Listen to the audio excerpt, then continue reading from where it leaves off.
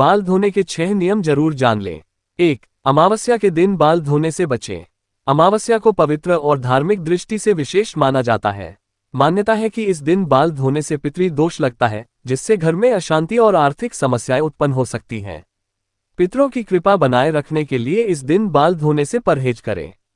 2. एकादशी के दिन बाल धोना वर्जित है। एकादशी व्रत को पवित्र और शुभ माना जाता है। कहा जाता है कि इस दिन बाल धोने से व्रत का फल समाप्त हो जाता है। यदि आप व्रत रखते हैं तो इस दिन बाल धोने से बचें और व्रत का फल प्राप्त करें। 3. गुरुवार, मंगलवार और शनिवार को बाल धोने से बचें। धार्मिक मान्यताओं के अनुसार इन दिनों में बाल धोना अशुभ माना गया है। गुरुवार मां लक्ष्मी को समर्पित दिन है और इस दिन बाल धोने से उनकी कृपा कम हो सकती है। मंगलवार ये दिन हनुमान जी का होता है और बाल धोना इस दिन वर्जित है। शनिवार ये दिन शनिदेव को समर्पित है और इस दिन बाल धोने से कष्ट और धन हानि हो सकती है। 4. सूर्यास्त के बाद बाल धोने से परहेज करें।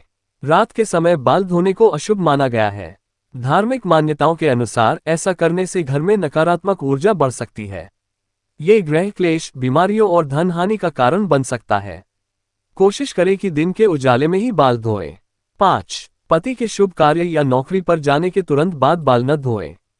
जब पति किसी शुभ काम जैसे नौकरी के लिए इंटरव्यू या किसी महत्वपूर्ण यात्रा के लिए घर से बाहर जाएं, तो उनके जाने के तुरंत बाद बाल धोना अशुभ माना जाता है।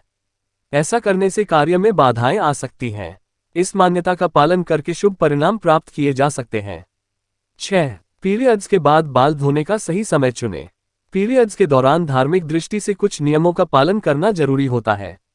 5वें दिन बाल धोकर पूजा करें। यह माना जाता है कि 5वें दिन बाल धोने से शुद्धता प्राप्त होती है और पूजा का फल मिलता है। यदि संभव न हो तो 7वें दिन बाल धोएं। पूरी तरह से शुद्धता के लिए 7 दिन बाद बाल धोकर पूजा करनी चाहिए। इससे नकारात्मक ऊर्जा दूर होती है। ध्यान दें, ये सभी नियम हमारे प्राचीन धर्मग्रंथों और परंपराओं पर आधारित हैं। इन्हें अपनी श्रद्धा और मान्यताओं के अनुसार अपनाएं।